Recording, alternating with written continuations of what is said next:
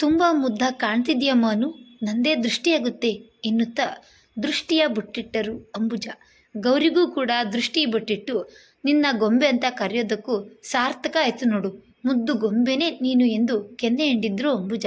ಬನ್ನಿ ಎಲ್ಲ ಚಪ್ರದ ಪೂಜೆ ಮಾಡೋಣ ಎಂದು ಹೇಳಿ ಹೊರಗೆ ಹೋದ್ರು. ಗೌತಮ್, ಅಜಯ್ ಇಬ್ರು ಚಪ್ರದ ಪೂಜೆ ಮಾಡಿದ್ರು. ಅನು ಪೂಜೆ ಮಾಡುವಾಗ ಯಾಕೋ ತಲೆ ಸುತ್ತಿದಂತಾಗಿ ಆಧಾರಕ್ಕೆ ಗೌರಿಯನ್ನ ಹಿಡಿದುಕೊಂಡಳು. ಗೌರಿ, ಆರತಿ ತಟ್ಟೆ ಇಟ್ಕೊಳ್ಳಮ್ಮ. ಯಾಕಮ್ಮ ಅನು, ಏನಾಯ್ತು ಎಂದು ಕಕ್ಕುಲತೆಯಿಂದ ವಿಚಾರಿಸಿದ್ರು ಶೈಲಾ. ಗೊತ್ತಿಲ್ಲ ಅತ್ತೆ, ಯಾಕೋ ತಲೆ ತಿರುಗ್ತು. ಈಗಿನ ಕಾಲದ ಹುಡುಗಿಯರೇ ಹೀಗೆ, ಭಾರಿ ನಾಜೂಕು. ಈಗ ಶುರು ಮಾಡಿದ ಪೂಜೆಯನ್ನ ನಿಲ್ಲಿಸಬಾರ್ದು. ಗೌರಿ, ಅನು ಕೈ ಹಿಡಿದುಕೊಂಡು ಆಧಾರ ಕೊಟ್ಟು ಪೂಜೆ ಮುಂದುವರ್ಸಮ್ಮ ಎಂದ್ರು ಶೈಲಾ ಸಿಡಿಮಿಡಿಯಿಂದ. ಸಿಟ್ಟು ಮಾಡ್ಕೋಬೇಡ ಶೈಲಾ, ಪೂಜೆ ನಡೀತಾ ಇದೆಯಲ್ವಾ ಎಂದು ಸಮಾಧಾನ ಮಾಡಿದ್ರು ಅಂಬುಜ. ಕೊನೆಗೂ ಗೌರಿಯ ಜೊತೆಗೂಡಿ ಅನು ಪೂಜೆ ಮುಗಿಸಿದಾಗ ಎಲ್ಲರೂ ಸಮಾಧಾನದ ನಗೆ ಬೀರಿದ್ರು. ಮದುಮಕ್ಕಳ ಬಟ್ಟೆ ಒಡವೆಗಳನ್ನು ದೇವರ ಮುಂದಿಟ್ಟು ಪೂಜೆ ಮಾಡಿಸಿದ್ರು ಪುರೋಹಿತರು. ಹೋಳಿಗೆ ಪಾಯಸದ ಊಟ ಮುಗಿಸಿ ಎಲ್ಲರೂ ವಿಶ್ರಾಂತಿ ತೆಗೆದುಕೊಳ್ತಾ ಇದ್ರು. ಗೌರಿ ಅಂಗಳದಲ್ಲಿ ಕುಳಿತು ಶೂನ್ಯವನ್ನ ದಿಟ್ಟಿಸ್ತಾ ಇದ್ದಳು. ಗೌರಿ, ತನ್ನೆದೆಯ ಪ್ರೇಮವನ್ನೆಲ್ಲ ತುಂಬಿ ಸಿಹಿಯಾಗಿ ಕರೆದನು ಅಜಯ್. ನಾಳೆ ಹೊರಪೂಜೆ ಗೌರಿ, ನಾಡಿದ್ದು ಮದುವೆ, ಆಮೇಲೆ ಎಲ್ಲ ಮುಗ್ದೋಗುತ್ತೆ. ಇವತ್ತೊಂದಿನ ಇದೆ, ಪ್ಲೀಸ್ ಗೌರಿ, ನಿನ್ನ ನಿರ್ಧಾರ ಬದಲಾಯಿಸಿ ನನ್ನ ಬಾಳಿಗೆ ಬಂದ್ಬಿಡು. ತುಂಬ ಪ್ರೀತಿಸ್ತೀನಿ ನಿನ್ನನ್ನು. ನನ್ನ ದಿನ ಶುರುವಾಗೋದು ನಿನ್ನ ನೆನಪಿನಿಂದ, ದಿನ ಮುಗಿಯೋದು ನಿನ್ನ ಹೆಸರ ಕನವರಿಕೆಯಿಂದ. ಒಂದು ಸಾರಿ ನಿನ್ನ ಮದುವೆಯಿಂದ ನಿನ್ನ ಕಳ್ಕೊಂಡೆ, ಆವಾಗ ಅದನ್ನು ತಡೆಯೋ ಅವಕಾಶವೇ ಸಿಗಲಿಲ್ಲ. ಈಗ ನನ್ನ ಮದುವೆಯಿಂದಾಗಿ ನಿನ್ನನ್ನು ಕಳೆದುಕೊಳ್ಳುವುದಕ್ಕೆ ನನಗೆ ಇಷ್ಟ ಇಲ್ಲ. ಈ ಸಾರಿ ನೀನೇ ಅಡ್ಡಿಯಾಗಿ ನಿಂತಿದೀಯ. ನನಗೆ ಗೊತ್ತು, ನಿನಗೂ ನನ್ನ ಕಂಡ್ರೆ ಇಷ್ಟ ಇದೆ ಅಂತ. ನಿನ್ನ ಕಣ್ಣಲ್ಲಿ ನೋಡಿದ್ದೀನಿ ನಿನ್ನ ಪ್ರೀತಿಯನ್ನು, ಅದನ್ನೇ ಬಾಯ್ಬಿಟ್ಟು ಹೇಳ್ಬಿಡು ಗೌರಿ. ನೀನು ಯಾಕೆ ಹಿಂಜರಿತಾ ಇದ್ದೀಯಾ? ನನಗೇಳು, ಏನೇ ಸಮಸ್ಯೆ ಇದ್ರೂ ನಾನು ಬಗೆಹರಿಸ್ತೀನಿ ಅಂತನೂ ಅಜಯ್.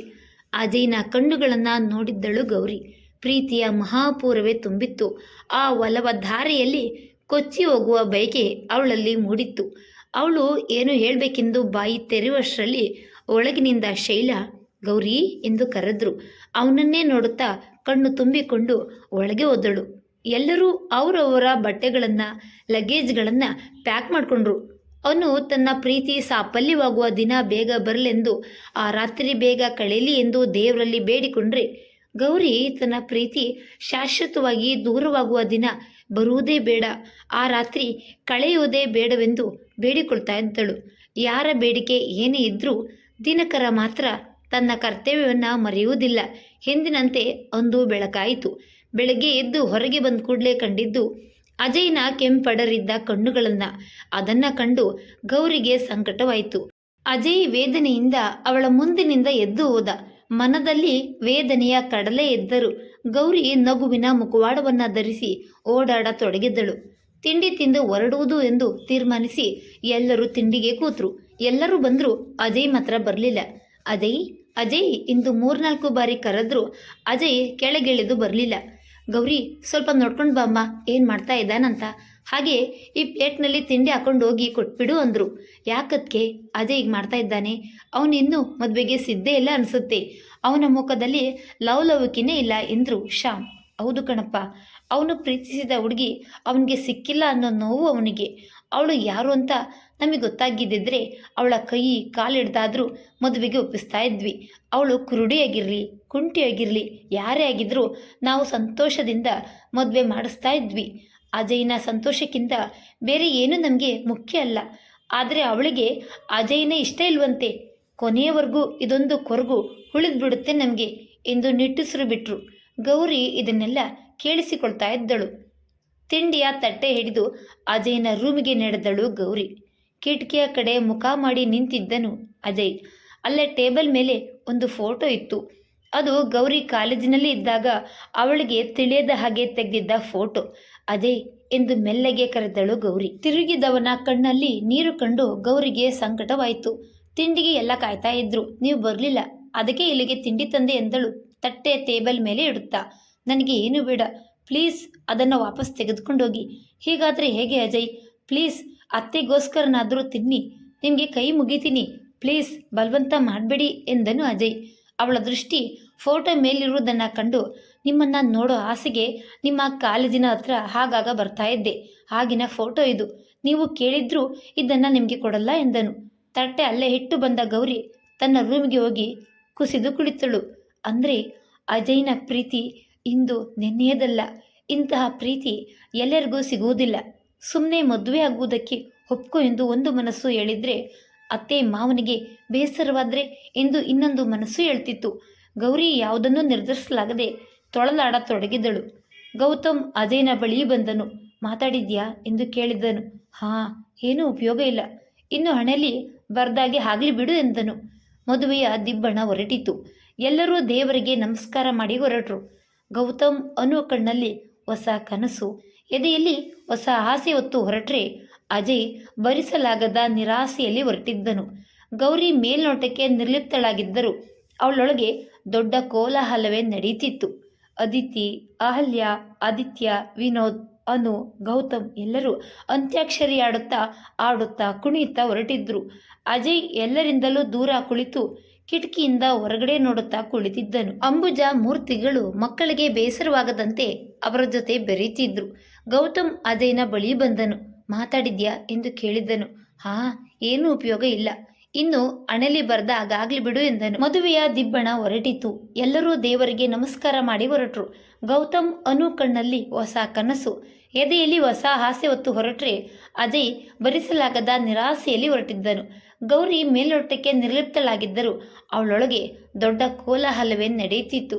ಅದಿತಿ, ಅಹಲ್ಯ, ಆದಿತ್ಯ, ವಿನೋದ್, ಅನು, ಗೌತಮ್ ಎಲ್ಲರೂ ಅಂತ್ಯಾಕ್ಷರಿ ಆಡುತ್ತಾ ಕುಣಿಯುತ್ತಾ ಹೊರಟಿದ್ರು. ಅಜಯ್ ಎಲ್ಲರಿಂದಲೂ ದೂರ ಕುಳಿತು ಕಿಟಕಿಯಿಂದ ಹೊರಗಡೆ ನೋಡುತ್ತಾ ಕುಳಿತಿದ್ದನು. ಅಂಬುಜಾ ಮೂರ್ತಿಗಳು ಮಕ್ಕಳಿಗೆ ಬೇಸರವಾಗದಂತೆ ಅವರ ಜೊತೆ ಬೆರೆಯುತ್ತಿದ್ರು. ಅಜಯ್ನನ್ನ ನೋಡಿದಾಗಲೆಲ್ಲ ಕಣ್ಣನ್ನ ತುಂಬಿಕೊಳ್ತಿದ್ರು. ಗೌರಿ ಮಿಕ್ಕವರ ಉತ್ಸಾಹದಲ್ಲಿ ಭಾಗಿಯಾಗಲೂ ಆಗದೆ, ಅಜಯ್ನ ನೋವಿಗೆ ಸ್ಪಂದಿಸಲೂ ಆಗದೆ ಒದ್ದಾಡ್ತಾ ಇದ್ದಳು. ಅತ್ತೆ, ನನಗೆ ಯಾಕೋ ಹೊಟ್ಟೆ ತೊಳಸ್ತಾ ಇದೆ, ಹಿಂದ್ಗಡೆ ಹೋಗಿ ಮಲಗ್ತೀನಿ ಎಂದು ಅಂಬುಜಾ ಅವರಿಗೆ ಹೇಳಿ ಬಸ್ಸಿನ ಹಿಂಭಾಗದ ಸೀಟಿಗೆ ಬಂದಳು. ಬರುವಾಗ ಅಜಯ್ನ ಕಡೆ ನೋಡಿದಾಗ ಅವನ ಕಣ್ಣಲ್ಲಿ ಕಂಡ ಕಾಳಜಿಗೆ ಕರಗಿ ಹೋದಳು. ಸೀಟಿನಲ್ಲಿ ಕುಳಿತು ಅಜಯ್ನ ಕಡೆ ನೋಡಿದ್ರೆ ಅವನು ಕಿಟಕಿಯ ಕಡೆ ತಿರುಗಿ ಕಣ್ಣರಿಸಿಕೊಳ್ತಿದ್ದ. ಗೌರಿಯ ಮನಸ್ಸಿನಲ್ಲಿ ಬೆಳಗ್ಗೆ ಅಂಬುಜಾ ಅವರು ಹೇಳಿದ್ದ ಮಾತೆ ಅನುರಣಿಸ್ತಿತ್ತು. ಅತ್ತೆ ಹೇಳಿದಾಗೆ ನಾನು ಅಜಯ್ನನ್ನ ಪ್ರೀತಿಸ್ತಾ ಇದ್ದೀನಿ ಎಂದು ಹೇಳಿದ್ರೆ ಅವರು ಮದುವೆಗೆ ಒಪ್ಪೋದಾ? ಹೇಳ್ಬೇಡ್ಲಾ? ಒಪ್ಪಿಗೆ ಕೊಟ್ಟರು ಅರೆ ಮನಸ್ಸಿನ ಒಪ್ಪಿಗೆ ಆದ್ರೆ ನನಗೆ ಉಪಕಾರ ಮಾಡಿದ್ದು ಹಾವಿಗೆ ಹಾಲೆರೆದಂತೆ ಆಯಿತು ಎಂದುಬಿಟ್ರೆ ಅವರ ಮಗನ ನೋವಿಗೆ ನಾನೇ ಕಾರಣ ಎಂದು ತಿಳಿದರೆ ಖಂಡಿತ ಅವರು ನನ್ನನ್ನು ಕ್ಷಮಿಸಲಾರರು. ದೇವ್ರೇ, ನೀನೇ ನನಗೊಂದು ದಾರಿ ತೋರಿಸು ಎಂದು ಬೇಡಿಕೊಂಡಳು. ತಿಂಡಿ ತಿನ್ನದ ಕಾರಣವೋ, ಪ್ರಯಾಣದ ಆಯಾಸವೋ, ಮನದ ಕೋಲಾಹಲದ ಕಾರಣವೋ ಗೌರಿಗೆ ಕಣ್ಣೆಳೆಯತೊಡಗಿತು. ಅಲ್ಲೇ ನಿದ್ದೆ ಮಾಡಿಬಿಟ್ಟಳು. ಗೌರಿ, ಗೌರಿ, ಎಷ್ಟು ನಿದ್ದೆ ಮಾಡ್ತೀಯೇ? ಎದ್ದೇಳು, ಮದುವೆ ಮನೆ ಬಂದಾಯಿತು ಎಂದು ಅಹಲ್ಯ ಎಚ್ಚರಿಸಿದಳು. ಹೂವಿನ ತೋರಣಗಳಿಂದ ಸಿಂಗಾರಗೊಂಡ ದೇವಸ್ಥಾನಕ್ಕೆ ಎಲ್ಲರೂ ತೆರಳಿದ್ರು. ಎಲ್ಲ ಒಂದೇ ಮನೆಯವರಾದ್ದರಿಂದ ಹೆಣ್ಣಿನ ಕಡೆಯವರು ಗಂಡಿನ ಕಡೆಯವರು ಎಂಬ ಭೇದವಿರಲಿಲ್ಲ. ಅದಿತಿ, ಅಹಲ್ಯ, ನೀವು ಅನುಗೆ ಅಲಂಕಾರ ಮಾಡಿ ಕರ್ಕೊಂಡು ಬನ್ನಿ. ನಿಶ್ಚಿತಾರ್ಥದ ಶಾಸ್ತ್ರ ನಡೆಯುತ್ತೆ. ಈಗ ಗೌರಿ, ನೀನು ನಮ್ಮ ಜೊತೆ ಬಾರಮ್ಮ. ಹಸೆಮಣೆ ಹತ್ರ ಅನುಕೂಲ ಮಾಡಿಬಿಡೋಣ. ನೀನು ಸ್ವಲ್ಪ ಪುರೋಹಿತರ ಹತ್ರನೇ ಇರು, ಅವ್ರೇನಾದರೂ ಕೇಳ್ತಾನೆ ಇರ್ತಾರೆ ಎಂದರು ಅಂಬುಜಾ. ಗೌತಮ್ ಅಜಯ್ ಇಬ್ಬರು ಸಿದ್ಧವಾಗಿ ಬಂದರು. ಒಳ್ಳೆ ರಾಜಕುಮಾರರಾಗೆ ಕಾಣಿಸ್ತಿದ್ದೀರಿ. ನಿಮ್ಮ ರಾಜಕುಮಾರಿಯರು ಬರ್ತಾ ಇದ್ದಾರೆ ನೋಡಿ ಎಂದರು ಶೈಲಾ ನಗುತ್ತಾ. ಅನು ಮೆರೂನ್ ಬಣ್ಣದ ಚಿನ್ನದ ಬಣ್ಣದ ಕುಸುರಿದ್ದ ಲೆಹಂಗಾ ಧರಿಸಿದ್ದಳು. ಅಜಯ್ನ ಹುಡುಗಿ ಕಡು ನೇರಳೆ ಬಣ್ಣದ ಲೆಹಂಗಾ ಧರಿಸಿದ್ದಳು. ಹುಡುಗಿ ತಿದ್ದಿದ ಚಂದನದ ಗೊಂಬೆ ಅಂತಿದ್ದಳು. ಅನು ಗೌತಮ್ ಒಂದು ಕಡೆ ಕುಳಿತರೆ ಅಜಯ್ ತನ್ನ ಜೋಡಿಯೊಡನೆ ಇನ್ನೊಂದು ಮಣೆಯ ಮೇಲೆ ಕುಳಿತನು. ಗೌರಿ ಅಜಯ್ನ ಪಕ್ಕದಲ್ಲಿ ಕುಳಿತ ಹುಡುಗಿಯನ್ನು ನೋಡಿದಳು. ನೀನಿರಬೇಕಾದ ಸ್ಥಳ ಅದು, ನೀನಾಗೆ ಕಳ್ಕೊಂಡೆ ಎಂದು ಅವಳ ಮನಸ್ಸು ಚುಚ್ಚಿತು. ಎರಡೂ ಜೋಡಿಗಳು ನಿಶ್ಚಿತಾರ್ಥದ ಉಂಗುರ ಬದಲಾಯಿಸ್ಕೊಂಡ್ರು. ಉಂಗುರ ತೊಡಿಸುವ ಮುನ್ನ ದೀರ್ಘವಾಗಿ ಗೌರಿಯನ್ನ ಒಮ್ಮೆ ನೋಡಿದ ಅಜಯ್ ಕಣ್ಣೊರೆಸಿಕೊಂಡು ನಗು ನಗುತ್ತಾ ಹುಡುಗಿಯ ಬೆರಳಿಗೆ ಉಂಗುರ ತೊಡಿಸಿದ. ಅದನ್ನ ನೋಡಲಾರದೆ ಗೌರಿ ತಲೆ ತಗ್ಗಿಸಿದಳು. ಊಟವಾದ ನಂತರ ಗೌರಿಯ ಬಳಿ ಬಂದ ಅಜಯ್, ಗೌರಿ, ನಾನೊಂದು ಮಾತು ಹೇಳ್ತೀನಿ, ಕೇಳ್ತೀರಾ? ಹೇಳಿ ಅಜಯ್. ನಾನು ತಾಳಿ ಕಟ್ಟುವಾಗ ನನ್ನ ಕಣ್ಣಿಗೆ ಬೀಳ್ಬೇಡಿ ಪ್ಲೀಸ್, ಇದೊಂದು ಮಾತು ನಡೆಸ್ಕೊಡಿ ಎಂದು ಕೈ ಮುಗಿದು ಕೇಳ್ಕೊಂಡನು. ಗೌರಿ ಅಳುತ್ತಾ ಅಲ್ಲಿಂದ ಹೊರಗೆ ನಡೆದಳು. ತನಗೆ ಆಶ್ರಯ ಕೊಟ್ಟ ಅತ್ತೆ ಮಾವನನ್ನ ಕಣ್ತುಂಬಿಕೊಂಡು ಯಾರಿಗೂ ಸುಳಿವು ಸಿಗದಂತೆ ಅಲ್ಲಿಂದ ಹೊರಟಳು. ಗೌರಿ, ನಾನು ತಾಳಿ ಕಟ್ಟೋ ಸಮಯದಲ್ಲಿ ನನ್ನ ಕಣ್ಣೆದುರಿಗೆ ಇರಬೇಡಿ ಎಂದು ಅಜಯ್ ಹೇಳಿದ ಮಾತುಗಳೇ ಗೌರಿಯ ಕಿವಿಯಲ್ಲಿ ಪ್ರತಿಧ್ವನಿಸ್ತಿತ್ತು. ಅಜಯ್ ಇನ್ನು ಬೇರೆಯವರ ಸೊತ್ತು. ಅವನಿಗೆ ಇನ್ನೂ ತನ್ನ ಇರುವು ಕೂಡ ಸಹ್ಯವಿಲ್ಲ ಎಂಬುದು ಅವಳೆದೆಯನ್ನು ಹಿಂಡುತ್ತಿತ್ತು. ಮೊದಲ ಬಾರಿಗೆ ಅಜಯ್ನಿಂದ ದೂರಾಗುವ ತನ್ನ ನಿರ್ಧಾರ ತಪ್ಪೆನಿಸ್ತು. ತಾನು ಇನ್ನು ಅಲ್ಲಿರುವುದು ತರವಲ್ಲ ಎಂದು ಗೌರಿ ಅಲ್ಲಿಂದ ಹೊರಟಳು. ಗೌರಿ ಇನ್ನೇನು ಅಲ್ಲಿಂದ ಹೊರಡಬೇಕು ಅಷ್ಟರಲ್ಲಿ ಅಂಬುಜಾ ಗೌರಿ ಗೌರಿ ಎಂದು ಕೂಗುತ್ತಾ ಹೆಗಲ ಮೇಲೆ ಕೈ ಇಟ್ಟರು. ತಕ್ಷಣ ಕಣ್ಬಿಟ್ಟಳು ಗೌರಿ. ಬಸ್ನಲ್ಲಿ ಮಲಗಿಬಿಟ್ಟಿದ್ದ ಗೌರಿಯನ್ನ ಅಂಬುಜಾ ಎಬ್ಬಿಸ್ತಿದ್ರು. ಕಣ್ಣು ಬಿಟ್ಟು ನೋಡಿದ ಗೌರಿ ದಿಕ್ಕು ತೋಚದವಳಂತೆ ಅಂಬುಜಾ ಅವರನ್ನೇ ನೋಡತೊಡಗಿದ್ದಳು. ತಾನು ಇದುವರೆಗೂ ಕಂಡಿದ್ದು ಕನಸು ಎಂದು ಅರಿವಾಯಿತು ಅವಳಿಗೆ. ಮನಸ್ಸು ಸ್ವಲ್ಪ ತಿಳಿಯಾಯಿತು. ಕೆಲ ಕ್ಷಣ ಸುಧಾರಿಸ್ಕೊಂಡು ದೇವಸ್ಥಾನ ಬಂತ ಅತ್ತೆ ಎಂದು ಕೇಳಿದಳು. ಇಲ್ಲ ಗೌರಿ, ಇಲ್ಲಿ ಎಲ್ಲ ಎಳನೀರು ಕುಡಿಯೋಕ್ಕೆ ನಿಲ್ಲಿಸಿದ್ದಾರೆ. ನೀನು ತಿಂಡಿ ಕೂಡ ಸರಿಯಾಗಿ ತಿಂದಿರಲಿಲ್ಲ ಅಲ್ವಾ?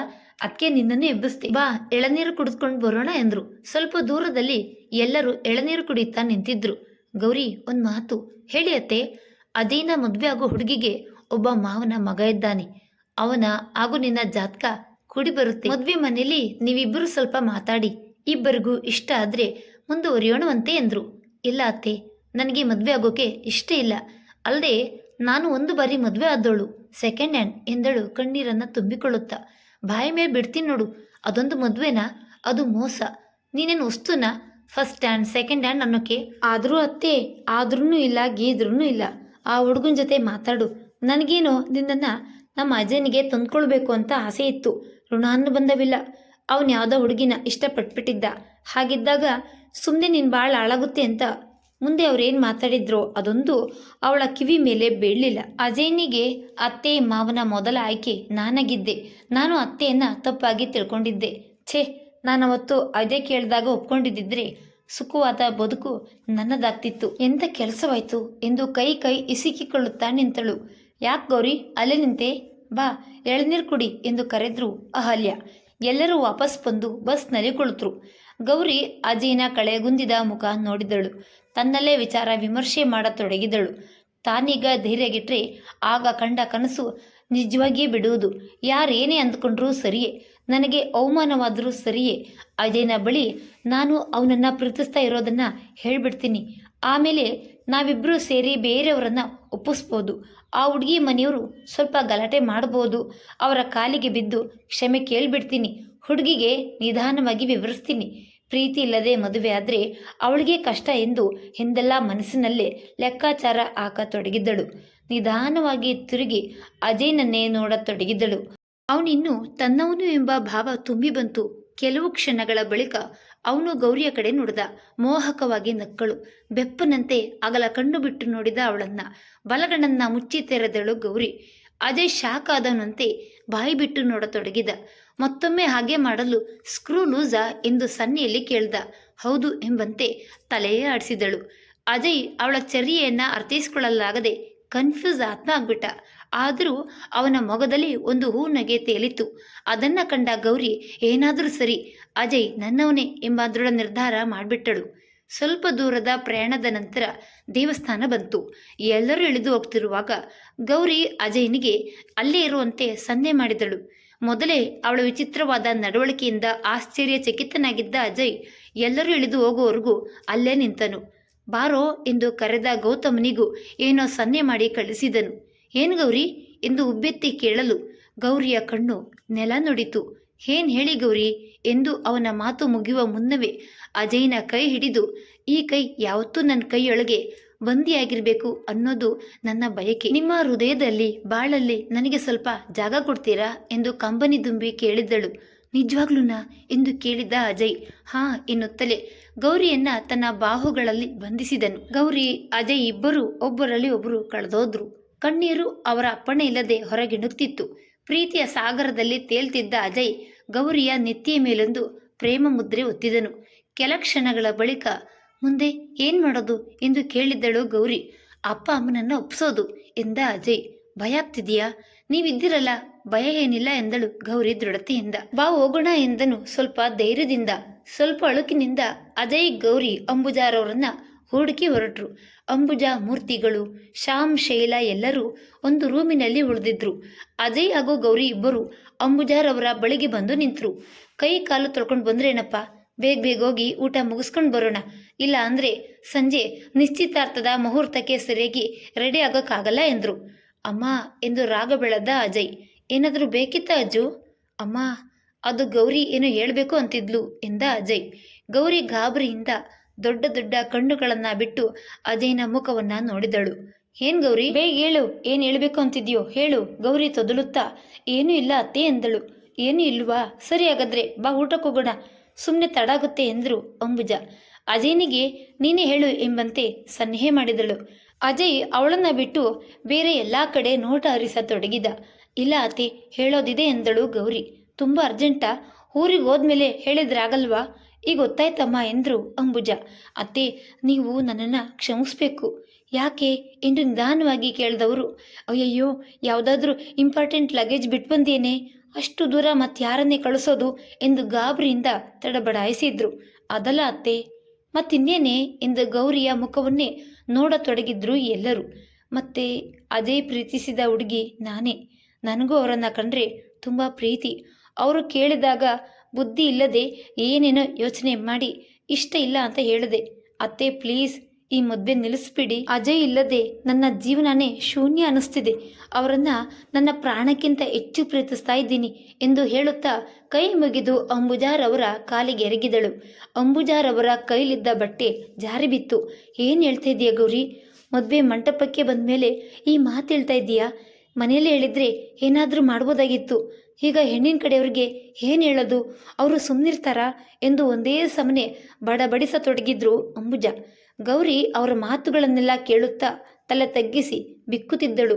ಶೈಲಾ, ಇದೇನ ಅಜಯ್, ನೀನಾದರೂ ಹೇಳಪ್ಪ ಎಂದರು. ತಕ್ಷಣ ಮೂರ್ತಿಯವರು, ಒಂದು ನಿಮಿಷ ಎಲ್ಲ ಸುಮ್ಮನೆ. ಗೌರಿ, ಏನು ಪುಟ್ಟ, ಏನು ಹೇಳ್ತಾ ಇದ್ದೀಯಾ?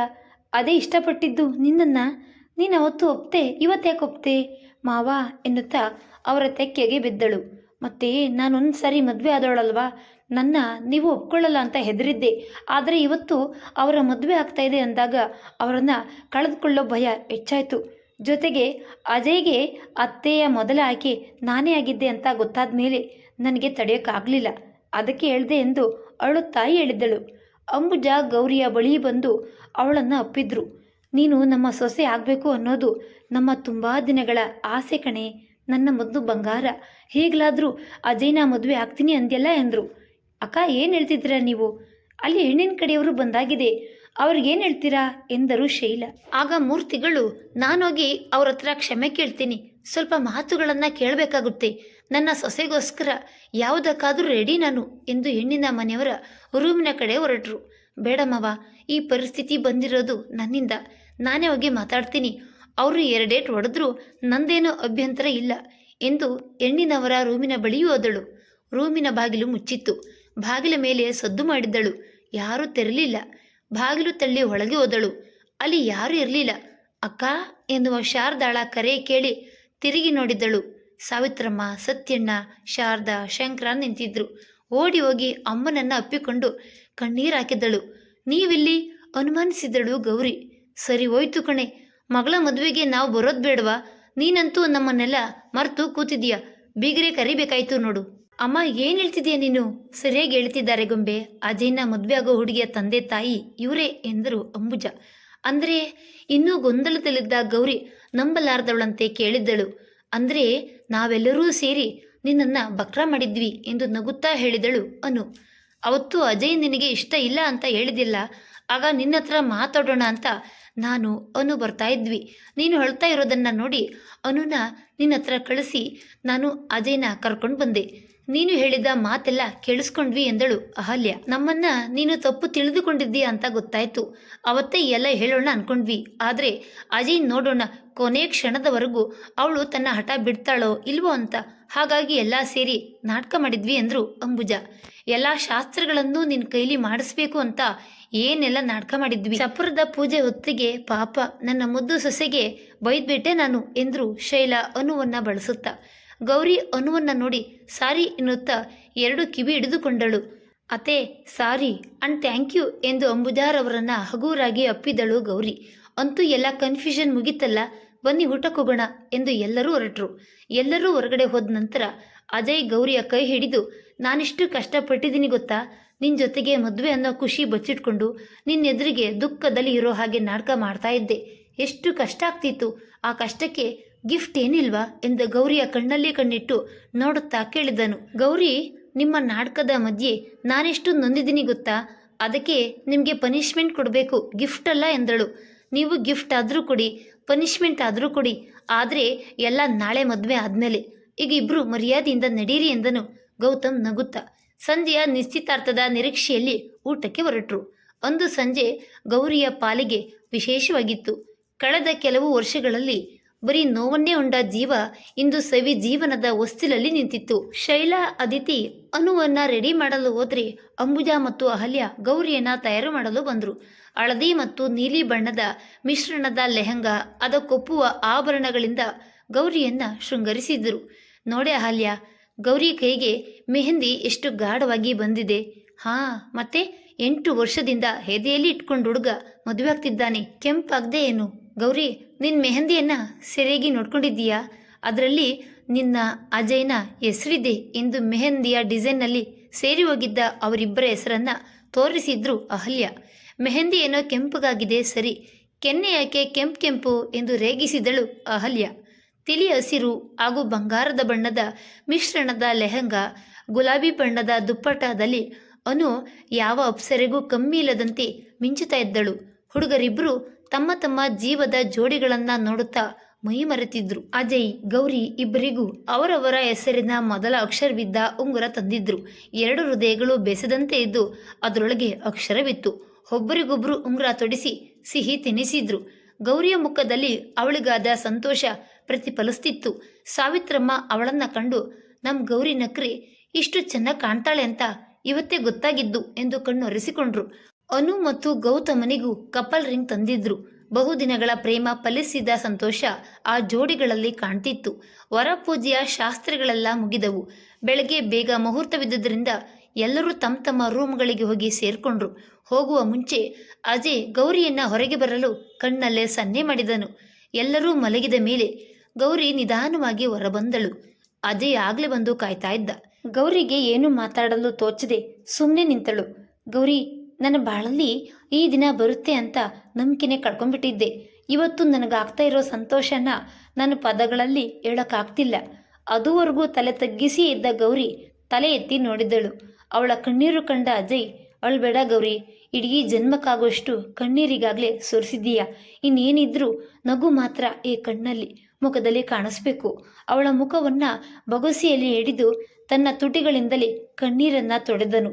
ನಾಚಿಕೆಯಿಂದ ಅವನ ಎದೆಯಲ್ಲಿ ಸೇರಿ ಹೋದಳು ಗೌರಿ. ಕೆಲ ಕ್ಷಣಗಳವರೆಗೂ ಆ ಸುಂದರವಾದ ಅನುಭೂತಿ ಅನುಭವಿಸಿದ್ರು ಇಬ್ಬರು. ಆ ನಂತರ ಗೌರಿಯನ್ನ ಕರೆದುಕೊಂಡು ಬಳಿಯಲ್ಲಿದ್ದ ಕಲ್ಲಿನ ಬೆಂಚಿನ ಮೇಲೆ ಹೋಗಿ ಕುಳಿತನು. ಹೃದಯಗಳೇ ಮಾತಾಡ್ತಿರುವಾಗ ಒಣ ಶಬ್ದಗಳ ಆಡಂಬರ ಬೇಕಾಗಿರಲಿಲ್ಲ. ತುಂಬಿದ ತಿಂಗಳ ಬೆಳಕಿನಲ್ಲಿ ಪ್ರೇಮಿಗಳು ತಮ್ಮನ್ನ ಒಂದು ಮಾಡಿದ ದೇವರಿಗೆ ಮೌನದಲ್ಲೇ ಕೃತಜ್ಞತೆಯನ್ನ ಸಲ್ಲಿಸ್ತಾ ಇದ್ರು. ಸ್ವಲ್ಪ ಹೊತ್ತಾದ ಮೇಲೆ ಅಜಯ್ ಗೌರಿಯನ್ನ ಅವಳ ರೂಮಿನವರೆಗೂ ಬಿಟ್ಟು ಹೋದನು. ಗೌರಿಯ ಸ್ಮೃತಿ ಪಟಲದಲ್ಲಿ ಅಂದಿನ ದಿನ ವಿಶೇಷವಾಗಿ ದಾಖಲಾಯಿತು. ಬೆಳಗ್ಗೆ ಬೇಗನೆ ಎದ್ದ ಗೌರಿಯನ್ನು ಅಭ್ಯಂಜನ ಮಾಡಿದ್ರು. ಶಾರದಾ, ಅಹಲ್ಯ ಇಬ್ಬರೂ ಸೇರಿ ಗೌರಿಯನ್ನ ಅಲಂಕರಿಸಿದ್ರು. ಅನುವಿಗೆ ಅದಿತಿ, ಅಂಬುಜಾ ಅಲಂಕಾರ ಮಾಡಿದ್ರು. ಗೌರಿ ಪೂಜೆಗೆ ಒತ್ತಾಗುತ್ತೆ, ಬೇಗ ಇಬ್ಬರನ್ನು ರೆಡಿ ಮಾಡಿ ಎಂದು ಪುರೋಹಿತರು ಅವಸರಿಸಿದ್ರು. ಗೌರಿ ಪೂಜೆಗೆ ಹೊರಡುವ ಮುಂಚೆ ಹಿಂಬದಿಯಿಂದ ಯಾರೋ ಕಣ್ಣು ಮುಚ್ಚಿದ್ರು. ವಿಮ್ಮು ಎಂದಳು ಗೌರಿ ಸಂತೋಷದಿಂದ. ಪರವಾಗಿಲ್ಲ ಕಣೆ ಗೌರಿ, ನಿನ್ನದೇ ಲೋಕದಲ್ಲಿ ಇದ್ರೂ ನನ್ನ ಮರ್ತಿಲ್ಲ. ಗೆಳತಿಯರಿಬ್ಬರು ಸಂತೋಷದಿಂದ ಆಲಂಗಿಸಿಕೊಂಡ್ರು. ನಿನ್ ಮಗು ಎಲ್ಲೇ ಎಂದು ಗೌರಿ ಕೇಳಿದಾಗ ಮುದ್ದು ಗೊಂಬೆ ಅಂತಿದ್ದ ಮಗುವನ್ನ ತೋರಿಸಿ, ಬೇಗ ಇದರ ಜೊತೆಗೆ ಆಡೋಕೆ ಫ್ರೆಂಡ್ನ ಕೊಟ್ಬಿಡು. ಗೌರಿಯ ಮುಖ ನಾಚಿಕೆಯಿಂದ ಕೆಂಪಾಯಿತು. ಗೌರಿ ಮತ್ತು ಅನು ಇಬ್ಬರು ಗೌರಿ ಪೂಜೆಗೆ ಕುಳಿತರು. ತಾವಿಷ್ಟಪಟ್ಟವರನ್ನೇ ತಮ್ಮ ಸಂಗಾತಿಯನ್ನಾಗಿ ನೀಡಿದ್ದಕ್ಕೆ ದೇವರಿಗೆ ಧನ್ಯವಾದಗಳನ್ನ ತಿಳಿಸುತ್ತಾ ಸಂತೋಷದಿಂದ ಇಬ್ಬರು ಪೂಜೆ ಮಾಡಿದ್ರು. ಪೂಜೆ ಮುಗಿಯುವ ವೇಳೆಗೆ ಭಾಸ್ಕರ ಮತ್ತು ಪದ್ಮ ಇಬ್ಬರು ಬಂದರು. ಪದ್ಮಾಳ ಜೊತೆಯಲ್ಲಿ ಬಂದ 2 ವರ್ಷದ ಹೆಣ್ಮಗುವನ್ನ ಕಂಡು ಗೌರಿ ಆಶ್ಚರ್ಯಪಟ್ಟಳು. ಪದ್ಮಕ್ಕ, ಭಾಸ್ಕರಣ್ಣ, ನೀವಿಬ್ರು ಬಂದಿದ್ದು ನನಗೆ ತುಂಬ ಖುಷಿಯಾಯಿತು. ಪದ್ಮಕ್ಕ, ಈ ಮಗು ನನ್ನ ಮಗಳು, ನನ್ನ ಜೀವನ ಬೆಳಗಿದ ದೇವರು ಕೊಟ್ಟ ಮಗಳು. So cute. ಏನು ಹೆಸರು ಅಕ್ಕ? ಸುವರ್ಣ ಅಂತ. ಇವರಿಷ್ಟು ಮಾತಾಡಿ ಮುಗಿಸೋಷ್ಟರಲ್ಲಿ ಹುಡುಗರ ಕಾಶಿ ಯಾತ್ರೆ ಮುಗ್ದಿತ್ತು. ವಧುನ ಮಂಟಪಕ್ಕೆ ಕರ್ಕೊಂಡು ಬನ್ನಿ ಎಂದ್ರು. ಮೊದಲಿದ್ದದ್ದು ಗೌರಿ ಅಜಯ್ರವರ ಕಲ್ಯಾಣ. ಜೋರಾಗಿ ನಡೆದ್ರೆ ಎಲ್ಲಿ ಭೂಮಿಗೆ ನೋವಾಗುವುದೋ ಎಂಬಂತೆ ನಡೆದು ಬಂದಳು ಗೌರಿ. ಅಂತರ್ಪಟದ ಆಚೆ ಇದ್ದ ಅಜಯ್ನಿಗೆ ಅವಳ ಪಾದದ ಬಳಿ ಇದ್ದ ಸೀರೆಯ ಅಂಚು ಮಾತ್ರ ಕಾಣಿಸ್ತಿತ್ತು. ಅಂತರ್ಪಟ ಸರಿದಾಗ ತನ್ನ ಮುಂದೆ ನಿಂತಿದ್ದ ಚಲುವಿನ ಖನಿಯನ್ನ ನೋಡಿ ಕಳೆದು ಹೋದ ಅಜಯ್. ಕೆನೆ ಬಣ್ಣದ ಸೀರೆಗೆ ಹವಳದ ಬಣ್ಣದ ಅಂಚಿರುವ ಸೀರೆ, ಆ ಸೀರೆಗೆ ಒಪ್ಪುವಂತ ಮುತ್ತು ಕೆಂಪಿನ ಅಡ್ಡಿಕೆ, ಅವಳ ಮುತ್ತಿನ ಸರ, ಅವಳು ಆಚೀಚೆ ನೋಡಿದಾಗಲೆಲ್ಲ ಓಲಾಡುವ ಮುತ್ತಿನ ಜುಮ್ಕಿ, ಕಿವಿ ಕೆನ್ನೆಯನ್ನ ಬಂಧಿಸಿದ ಮುತ್ತಿನ ಕೆನ್ನೆ ಸರಪಳಿ, ಸಣ್ಣ ಮುತ್ತು ಕೆಂಪಿನ ಬೈತಲೆ ಬೊಟ್ಟು, ಅದಕ್ಕೆ ಹೊಂದುವ ತೋಳಬಂದಿ, ಸೊಂಟಕ್ಕೆ ಡಾಬು ತೊಟ್ಟು ನಿಂತಿದ್ದ ಸಾಂಪ್ರದಾಯಿಕ ಚೆಲುವೆಯನ್ನ ನೋಡಿದಷ್ಟು ಸಾಲದು ಅಜಯ್ನಿಗೆ. ಅಪ್ಪ ಮದುಮಗ್ನೆ, ಆಮೇಲೆ ವಧುನ ನೋಡ್ತಾ ಕೂರುವೆಯಂತೆ. ನಾನಿನ್ನು ಇನ್ನೊಂದು ಮದುವೆನೂ ಮಾಡಿಸ್ಬೇಕು. ತಾಳಿ ಕಟ್ಟಾದ್ಮೇಲೆ ಇಡೀ ಜೀವನ ಅವಳನ್ನೇ ನೋಡ್ತಾ ಇರು ಎಂದು ಎಚ್ಚರಿಸಿದ್ರು ಪುರೋಹಿತರು. ಅಜಯ್ ಗಡಿಬಿಡಿಯಿಂದ ಉಳಿದ ಶಾಸ್ತ್ರಗಳನ್ನೆಲ್ಲ ಪೂರೈಸತೊಡಗಿದ. ಗೌರಿಯ ಕುತ್ತಿಗೆ ಮಾಂಗಲ್ಯ ಕಟ್ಟಿ 3 ಗಂಟಿನಲ್ಲಿ ಜನ್ಮದ ನಂಟನ್ನ ಬೆಸೆದಾಗ ಸಾರ್ಥಕ ಭಾವ ತುಂಬಿತು. ಗೌರಿಗಾದ ಸಂತೋಷವೆಲ್ಲವೂ ಅವಳ ಕಣ್ಣಿನ ಮಿಂಚಲ್ಲಿ, ಕಣ್ಣ ತುದಿಗೆ ಶೇಖರವಾಗಿದ್ದ ಬಿಂದುವಿನಲ್ಲಿ ಗೋಚರಿಸ್ತಿತ್ತು.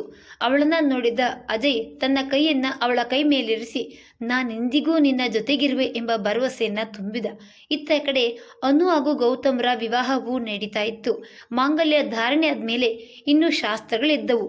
ಲಾಜಾವೋಮ, ಸಪ್ತಪದಿ, ಅರುಂಧತಿ ನಕ್ಷತ್ರ ತೋರಿಸುವುದು, ನಾಗೋಲೆ, ಹೀಗೆ ಸಾಂಪ್ರದಾಯಿಕವಾಗಿ ಎಲ್ಲ ಕಾರ್ಯಕ್ರಮಗಳು ಮುಗಿದವು. 2 ಜೋಡಿಗಳು ದೊಡ್ಡವರಿಗೆ ನಮಸ್ಕರಿಸಿ ಆಶೀರ್ವಾದ ಪಡೆದ್ರು. ಸಾವಿತ್ರಮ್ಮ, ಸತ್ಯಣ್ಣ, ನಮ್ಮ ಮಗಳ ಬಾಳು ಬೆಳಕಾಗಲು ನೀವೇ ಕಾರಣ, ನಿಮ್ಮ ಒಡವೆ ನಿಮಗೆ ಸೇರಿದೆ ಎಂದು ಹೇಳಿ ಕಣ್ಣೊರೆಸಿಕೊಂಡ್ರು. ಪ್ರತಿ ಜನ್ಮದ ಪ್ರತಿ ಹೆಜ್ಜೆಯಲ್ಲೂ ನೀವೇ ಸಂಗಾತಿಗಳಾಗಿರಿ ಎಂದು ಎಲ್ಲರೂ ಮನದುಂಬಿ ಹಾರೈಸಿದ್ರು. ಚಿತ್ತಾರದ ರಂಗೋಲಿ, ಬಣ್ಣ ಬಣ್ಣದ ದೀಪದ ಹಣತೆಗಳಿಂದ ಮಧುಮಕ್ಕಳ ಭೂಮದೆಲೆಯನ್ನ ಸಿಂಗರಿಸಿದ್ರು.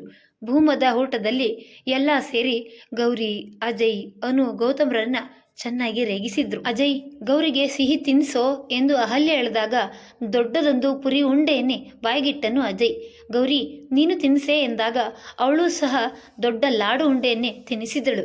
ಒಬ್ಬರಿಗೊಬ್ಬರು ರೇಗಿಸ್ಕೊಂಡು ಸಂತೋಷದಿಂದ ಮದುವೆ ಎಂಬ ಹಬ್ಬ ಮಾಡಿ ಮುಗಿಸಿದ್ರು. ಮದುವೆ ಮುಗಿಸ್ಕೊಂಡು ಎಲ್ಲರೂ ಬೆಂಗಳೂರಿಗೆ ವಾಪಸ್ಸಾದ್ರು. ಮಾರನೇ ದಿನ ಅಂಬುಜಾ ಅವರ ಮನೆಯಲ್ಲಿ ಸತ್ಯನಾರಾಯಣ ಪೂಜೆ ಇಟ್ಕೊಂಡಿದ್ರು. ಅದಕ್ಕೆ ಇವತ್ತು ಪೂಜೆಗೆ ಗೌರಿ ಅಜಯ್ ಕೂರ್ಲಿ, ಶಿವಮೊಗ್ಗದಲ್ಲಿ ಮಾಡುವ ಪೂಜೆಗೆ ಅನು ಗೌತಮ್ ಕೂರ್ಲಿ ಎಂದು ಶ್ಯಾಮ ಹೇಳಿದ್ರು. ಎಲ್ಲರೂ ಅದಕ್ಕೆ ಒಪ್ಪಿದ್ರು. ಗೌರಿ, ಈಗ ನೀನು ಪೂಜೆಗೆ ಉಡಬೇಕಾದ ಸೀರೆ ಒಡವೆ ಎಲ್ಲ ನನ್ನ ರೂಮಲ್ಲಿದೆ, ಹೋಗಿ ರೆಡಿಯಾಗಿ ಬಾ ಎಂದ್ರು ಅಂಬುಜಾ. ಅಲ್ಲಿ ತೆಗೆದಿಟ್ಟ ಸೀರೆ ನೋಡಿ ಗೌರಿಗೆ ತುಂಬಾ ಸಂತಸವಾಯಿತು. ಆ ದಿನ ಸೀರೆ ಆರಿಸಲು ಹೋದಾಗ ತಾನು ಆಸೆ ಪಟ್ಟಿದ್ದ ಕನಕಾಂಬರ ಬಣ್ಣದ ಸೀರೆ, ತನ್ನ ಆಸೆಯನ್ನ ತಾನು ಬಾಯ್ಬಿಟ್ಟು ಹೇಳದೆ ತಿಳಿದುಕೊಂಡಿದ್ದ ಅಜಯ್ನ ಬಗ್ಗೆ ಪ್ರೀತಿ ಗೌರವ ದುಪ್ಪಟ್ಟಾಯ್ತು. ಸರಳವಾಗಿ ಅಲಂಕರಿಸ್ಕೊಂಡು ಬಂದಳು ಗೌರಿ. ರೇಷ್ಮೆ ಪಂಚೆ, ಶಲ್ಯದಲ್ಲಿ ಮುದ್ದಾಗಿ ಕಾಣ್ತಿದ್ದ ತನ್ನಿನಿಯಿಂದ ದೃಷ್ಟಿ ಕೀಳದಾದಳು. ಗೌರಿ, ಅಷ್ಟು ನೋಡ್ಬಿಡುವೆ, ನನ್ನ ಭಾವನೆಗೆ ದೃಷ್ಟಿಯಾಗುತ್ತೆ ಎಂದು ಗೌರಿಯ ಕಾಲೆಳೆದಳು ಅನು. ಭಕ್ತಿಭಾವ ತುಂಬಿ ಪೂಜೆ ಮಾಡಿದ್ರು ಅಜಯ್ ಮತ್ತು ಗೌರಿ. ಅಂದು ಸಂಜೆ ಅಜಯ್ ಮತ್ತು ಗೌತಮನ ಸ್ನೇಹಿತರಿಗೆ ಉಳಿದ ಬಂಧು ಬಾಂಧವರ ಸಮ್ಮುಖದಲ್ಲಿ ರಿಸೆಪ್ಷನ್ ಏರ್ಪಡಿಸಿದ್ರು. ಕಿನ್ನರ ಲೋಕದಿಂದ ಇಳಿದು ಬಂದಂತೆ ಕಾಣ್ತಿದ್ರು. ನೇವಿ ಬ್ಲೂ ಸ್ಲೀವ್ಲೆಸ್ ಗೌನ್, ಅದಕ್ಕೊಪ್ಪುವಂತೆ ವಜ್ರದ ಆಭರಣ ಧರಿಸಿ ಅಪ್ಸರೆಯಂತೆ ಕಂಗೊಳಿಸ್ತಾ ಇದ್ದಳು ಗೌರಿ. ಅಜಯ್ ಕೂಡ ನೇವಿ ಬ್ಲೂ ಸೂಟ್ ಧರಿಸಿ ಯಾವ ದೇಶದ ರಾಜಕುಮಾರ್ ನೀವನು ಎನ್ನುವಂತೆ ಕಾಣ್ತಾ ಇದ್ದನು. ಬಂದವರೆಲ್ಲ ಅವರ ಜೋಡಿಯನ್ನ ನೋಡಿ ಮೆಚ್ಚುವವರೇ. ರಿಸೆಪ್ಷನ್ ಮುಗಿಸ್ಕೊಂಡು ಬಂದ ನಂತರ ಗೌರಿಗೆ ಮತ್ತೊಮ್ಮೆ ಸ್ನಾನ ಮಾಡಲು ಹೇಳಿದ್ರು. ಅರಿಶಿನ ಹಾಗೂ ಗುಲಾಬಿ ಹೆಸಳನ್ನ ರುಬ್ಬಿ ಮಾಡಿದ್ದ ಲೇಪನ ಲೇಪಿಸಿ ಹದವಾದ ಬಿಸಿ ನೀರಿನಿಂದ ಮೈ ತೊಳೆದು ಬಂದ ಗೌರಿ ಚಂದ್ರಬಿಂಬದಂತೆ ಹೊಳೆತಿದ್ದಳು. ತಿಳಿ ನೀಲಿ ಬಣ್ಣದ ಹಗುರವಾದ ಮೈಸೂರು ರೇಷ್ಮೆ ಸೀರೆ ಉಡಿಸಿ ಮಲ್ಲಿಗೆಯ ಮಾಲೆ ಮುಡಿಸಿ ಹಗುರವಾದ ಅಲಂಕಾರದೊಡನೆ ಗೌರಿಯನ್ನ ಅಜಯ್ನ ಕೋಣೆಗೆ ಕಳಿಸಿದ್ರು. ರೂಮಿನ ಅಲಂಕಾರ ನೋಡಿ ಗೌರಿಯ ತನುವಲ್ಲೆಲ್ಲ ಲಘು ಕಂಪನ. ಅಜಯ್ ಮುಗುಳ್ನಗುತ್ತಾ, ಥ್ಯಾಂಕ್ಸ್ ಗೌರಿ, ನನ್ನ ಜೀವನಕ್ಕೆ ಬಂದಿದ್ದಕ್ಕೆ. ಅದ್ಯಾಕ ಗೊತ್ತಿಲ್ಲ, ನಿನ್ನ ನೋಡಿದ ಮೊದಲ ಕ್ಷಣಕ್ಕೆ ನೀನು ನನ್ನವಳು ಅಂತ ಅನ್ನಿಸ್ಬಿಡ್ತು. ಈ ಅನಿಸಿಕೆ ವರ್ಷಗಳು ಕಳೆದಂತೆ ನಂಬಿಕೆಯಾಗಿತ್ತು. ನನ್ನ ನಂಬಿಕೆಯನ್ನ ದೇವರು ಸುಳ್ಳು ಮಾಡಲಿಲ್ಲ. ಗೌರಿಗೆ ಏನು ಮಾತಾಡಬೇಕೆಂಬುದೇ ತಿಳಿಲಿಲ್ಲ. ಅವಳ ಗೊಂದಲ ತಿಳಿದ ಅಜಯ್ ತಾನೇ ಮೊದಲಿಟ್ಟ. ತನ್ನವನ ಪ್ರೀತಿಯ ಪರಿಗೆ ಕ್ಷಣ ಕ್ಷಣಕ್ಕೂ ಅರಳಿದಳು ಗೌರಿ. ಸಂಕೋಚದ ಪರದೆ ಸರಿದು ಒಲವಿನ ಧಾರೆಯಾಯಿತು.